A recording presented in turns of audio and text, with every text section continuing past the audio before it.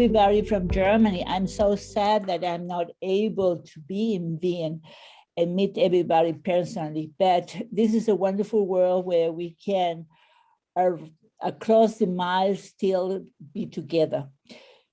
In early 2020, I never thought, can you hear me?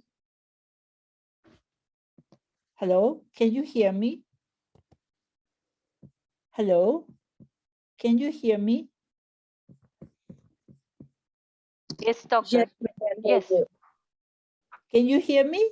Yes, doctor. Okay. Yeah. In early 2020, I never thought it was going to happen, something like that in Germany. But in early 2020, in a little small village called Gango, nobody knew about Gango, there was a party, and suddenly we had the first massive COVID-19 outbreak. And that was the beginning from this long, long story. The drastic situation. Hello? Yes, doctor, you're audible. Please go ahead. Okay. The drastic situation that brought Germany in a complete social and economic lockdown. I have to go back here because, okay. Suddenly we saw on TV all these terrible pictures from Italy, especially in Codogno, and all those things. That, of course, we have a big fear around in Germany. We know that fear is very contagious. Our mirror neurons help suck us into the emotional eruption of others. And everybody was very, very scared. And everybody was talking about, is that going to come to us? Suddenly, all the streets were empty. Nobody was on there. And the first thing, are we going to have enough food? The global supply chains were very vulnerable. And then came what I imagine all over the world happened, the anxiety disorder, panic buying, everybody buying toilets, paper, and anything. But then it came this moment where we start thinking, what can we do against fear?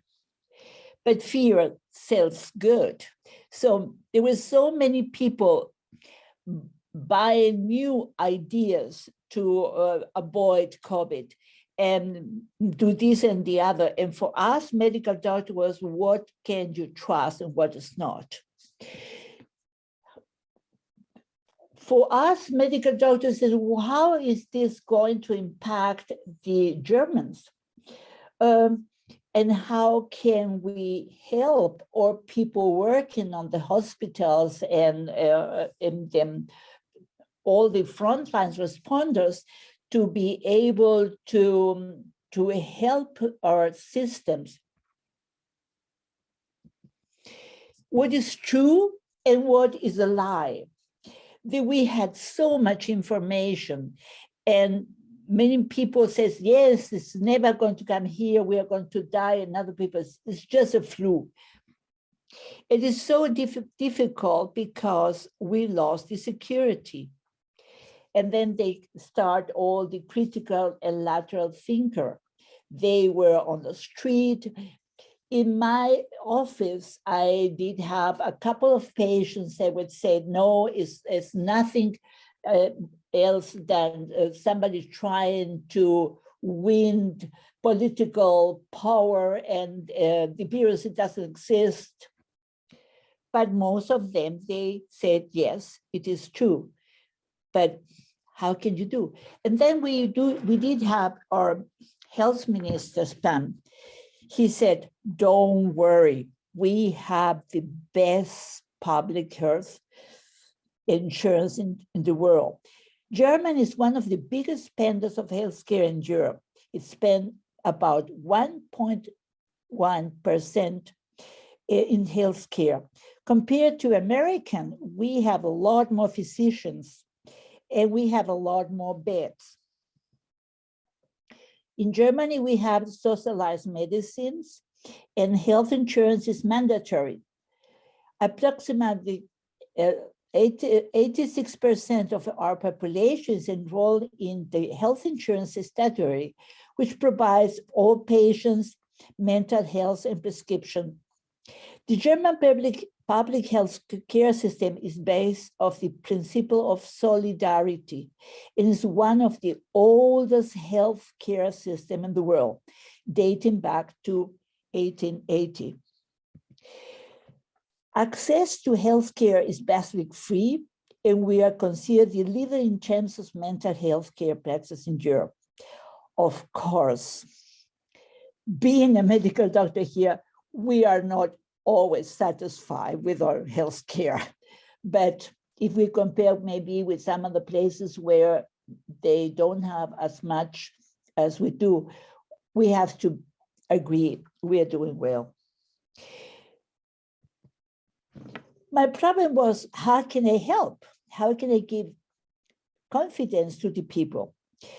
In Germany, just to say a little, the rates of mental illness, around 31% have diagnosed with at least one mental illness. Like most other developed nations, depression and anxiety are the highest among others, but especially by young people. Incredible. We have such a good healthcare, and maybe that's the reason we have so diagnosed so many sickness. The demand for psychiatrist consulting increased about 20%. Insecurity resulted in fears and worries among the general population. The pandemic showed us that we are capable of not always making economic consideration our first priority. Just before the pandemic started, they were thinking on reduce the intensive care. So it did change completely. And there were new heroes, not only medical doctors, but also supermarket cashiers and nurses. They were the new important people, and people in the street say, oh, how nice that you are there. Well, is there any way to make people more resilient? How to cope with adversity? There was a lot of studies, books, and method, but in this moment, there's not evidence that those methods really did work. Many of the people who were working as a nurse or the medical doctors, without having all those psychological interventions, did do very good. In other ones, they got sick. There was a very interesting study in the University of Würzburg, and they did take about 26,000 students, and they show how the school system, university, who remain healthy. How will they behave, and they going to follow the rules? They saw that it was not only emotion, but it was very important, their social structural factors, like students that they have a good family, they have good connection, they had the money, they did have stress, but they didn't get sick. Compliance with safety measure was largely unrelated to negative emotion. It was not fear, the most important thing to behave healthy. For the majority of the students, 80%, the financial situation did not change due to the pandemic. Maybe that is one of the most important things, because I know that in other countries, it was completely different. Mental health, social and emotional well-being, and perceived burdens of the students. This is a very nice study. When facing with patients seeking security, this is a dilemma. Security is just an illusion. Confidence in public institutions, the ability to count on others, that is what's really important. Maslow placed safety needs as the second most important drive for humans, behind only physiological needs. Relevant for security are stability, dependency, and the need for laws and orders and structure. It was so important that people did really trust in our government. The Robert Koch Institute is the most important research institute in Germany. They said that living condition and health behavior represent key defining factor for the health of the population. The first studies carried out since the initial coronavirus outbreak suggest that many people in Germany are coping very well through the crisis. Increase of depression, anxiety, and somatic complaint was smaller than expected from a cross-sectional observation. Loneliness was the most substantial consequence of the pandemic. What we saw is that in Germany, the old people did do better than women, as the people who were most affected were people between 30 and 39 years.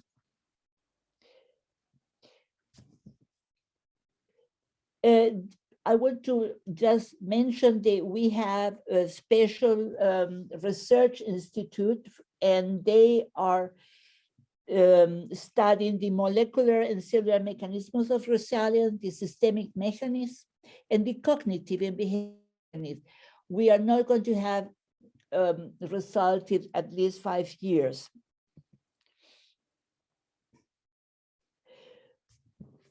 We have to research a lot more to make for the future our country safer, because we know with the climate change, there's going to be a lot of new stress.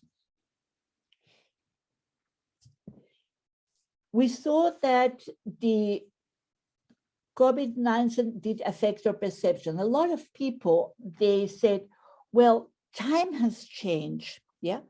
We not going out for work, having lunch and breakfast in other times, being at home, we did not have, we lost the feeling from what time it is. But also because not saying the children bus, not saying the when the milkman come and things like that, everything did change. And the perception of people was completely different. Time perception is fundamental for our human awareness. Our conscious, our ability to perceive the world around us, and ultimately our very sense of self are shaped upon our perception of time in loop connecting memories of the past, present sensation, and expectation about the future. Well, social distancing was a catalyst for digitalization. Well, we did start all using videos online and other medias.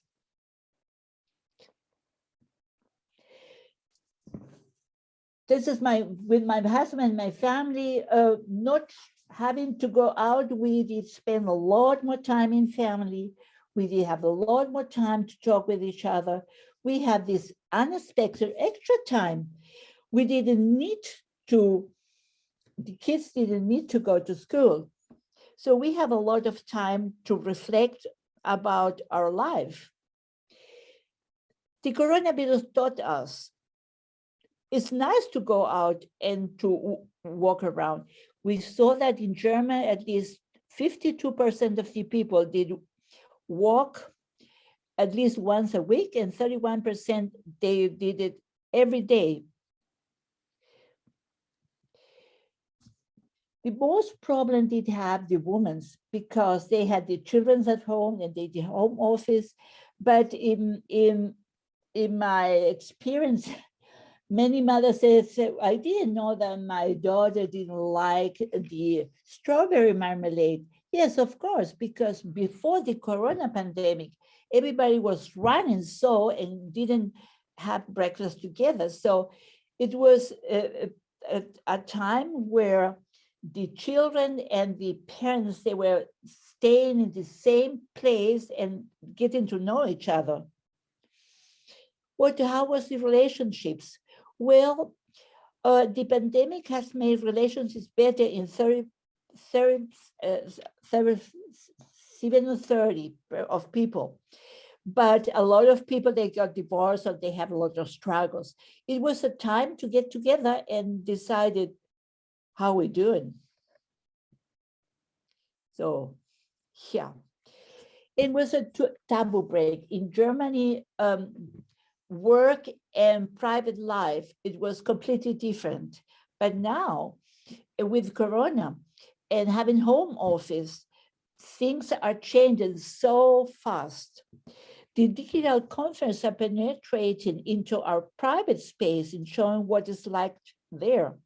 And children are discovering what do my father and my mother do at work. Also, in Germany, we dress up to go to work, and well, working at home, it did change. A lot of people didn't buy new clothes, and the attitudes and values are completely changing. How about the church? Well, Germany is perhaps the less religious region in the world. In my experience, none of my patients did find help against the fear in the church. According to a survey by Pew Research Center Germany, in 2020, it was reported that at least 500,000 people went out of the church, and this is increasing. Poverty was very important because these people, most of those people didn't know the language, or they have not the possibility to stay home and avoid. But these people are used to get over increases. And we have seen that the kids from those people are have more resilience than children for the good situated Germans. People went out and they were going in bicycles. They didn't want to go to buses. Kids were going to school with the bicycle and not going to public when they went to school. Coronavirus, they taught us we are not a ball of frustration. Yeah. This is my grandson. He was so happy not to go to school, and the mother was happy to have time also to spend with the child. I think not everything was bad with Corona. One thing we know is that the pandemic will change our global economy. This is the pavilion where I was having medical consultation outside in the Corona site. I made it in my garden, so I could be in a place where it was not so dangerous to be face to face. Germans and Americans agree that foreign relations will change once the coronavirus crisis is over, but the difference, we know that we live in a global world. We know that the Americans think a little bit different about that. The coronavirus had shown us that we live in the same planet, and we don't know each other. Well, many people think because we do speak English, we know what you are telling, but it's not true. it takes a long time, and we need a lot more to know each other, to be able to get along together. We have to, the coronavirus taught us production security is very important. We never thought we were not going to be able to have all the medicaments for our patients. We didn't have gloves for the intensive care. And we didn't know how much we depend from other countries. Coronavirus taught us to be more critical. And we have to learn a lot more. And that's not, we are not able to be autonomous. The myth of a country autonomy is an illusion. We know that we have to keep a lot more in neuroscience of stress to find out why some people are able to get over in stress and somebody don't. We know Corona taught us curiosity is very important. We have to teach the children to be more curiosity and stop and change our systems, school system. It's very important that our children learn to be bilingual, because that will increase the possibility to get over and to cope the future problems of the world. We know it is so important to keep on in exchange, to improve to live in a multicultural environment, to discover international experience, opportunities, and learn from another. We need to cooperate all the more closely international on global problems.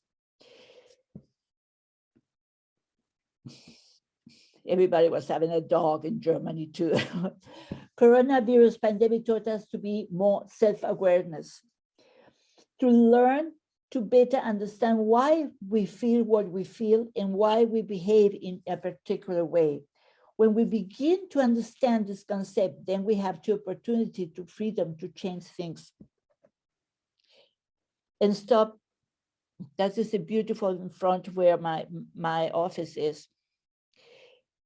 The coronavirus taught us also sustainability, the importance of intact ecosystem for the resilience of human well-being. It's not only the coronavirus, it's all what is going on in this moment, the climate change,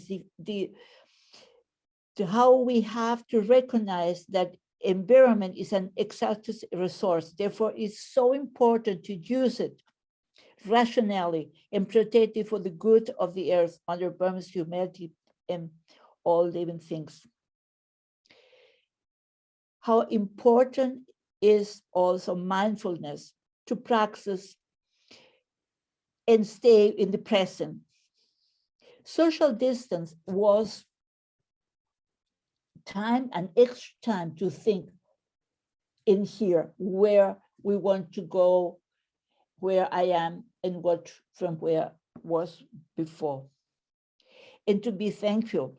We are so thankful that we are in Germany and we have this wonderful opportunity to have good health care.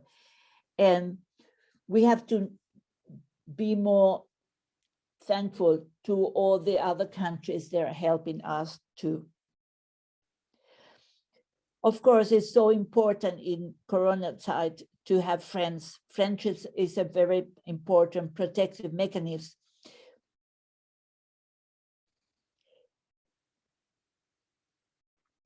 And Corona taught us also, you never know how strong you are until being strong is the only choice you have. This is my daughter, she had leukemia. After leukemia, she is a lot stronger. And it's the same thing here. We went through this terrible pandemic, and we still have in this moment a lot of cases from Corona, but we feel a lot stronger. We did survive pretty well as a country. Thank you so much for your attention. This is the front, the picture in front of my office.